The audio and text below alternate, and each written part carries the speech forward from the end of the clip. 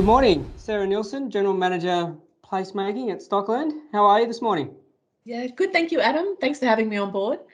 Thank you for joining us. We'll start by, Stockland's obviously got a lot of arms to the business, but today we're going to be talking mostly about the retail element and in particular your two centres that you're driving in terms of placemaking and building, the next generation of centres out at Weatherall Park and Marylands. And tell us, obviously there's some challenges that we're all facing at the moment.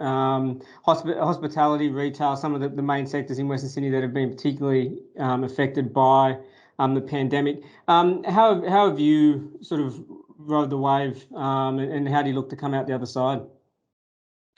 Look, I think it's been really interesting. There's been a lot of transitions through the COVID period, but we know that with the increased spend within the country, that's been, a benefit to retail.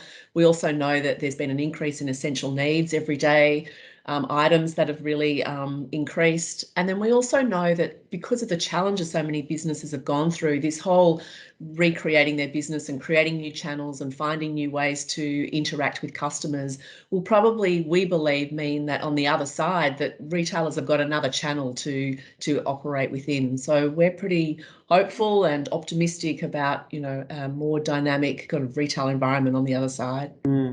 Outside of COVID, the trajectory around retail centres, there's obviously a shift that was occurring, a lot of move towards online, which has probably been propelled even further during the recent pandemic. What's the sort of transitionary phase for you guys? Do you see, obviously online shopping is a big threat and it's not going away. How's Stockland and in particular those centres at Marylands and Weatherall Park going to respond to that? Well, I think there's a couple of angles. One is that people have shopped a lot closer to home. So we believe that people have had new habits forming and there's greater loyalty to their local centre and probably more of an environment around increased health and well-being, an increased focus on education, community. So I think that we see that our centres have a really key role in that, stitching the broader parts of these precincts together with health, education, proactive approaches to well-being. Yeah, the role that those centres have traditionally played, and I grew up in Fairfield and Weatherall Park was one of my local spots, but the role as a meeting place for communities isn't going to change, is it?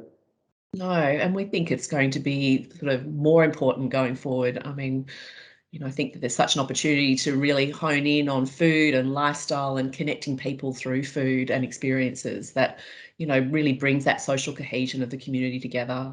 Yeah, you touched on that diversified offer and the traditional role as not just a place for retail and for shopping, that the shopping centre of the future is going to be a lot different to that.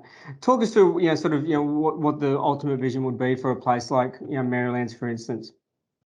I think the ultimate vision is that it works for so many people. It's inclusive. It's about finding new ways of creating businesses, about coming together for employment, about coming there for education, and that proactive approach to health and greater health outcomes for everyone within the community. So we really see that these centres play a key role in driving the well-being and thriving sort of nature of these communities. Yeah. At a retail level, we've been doing, the Dialogue's been doing a fair bit of work now looking at some of the impacts that a lot of businesses have had during this time. And obviously small business is a big market in Western Sydney. On the ground, how are your sort of retailers coping during this current phase? It's pretty hard when we can't open. So I think that's made it really difficult for so many businesses. And obviously on the other side, I think one of the things that you've rightly pointed out is that the community aspect, the connectivity that comes through these sort of places is an important part. So hopefully once lockdowns, we had some good news recently about the curfews being lifted in Western Sydney. So hopefully it won't be too long before things get back to normal. Exactly. Sounds good. Sarah, thank you very much for your time this morning. It's been great talking. I'm sure we're going to hear a lot more about what's happening out at Weatherall Park and Marylands in the not too distant future. Thanks for having us, Adam. Thanks, Sarah.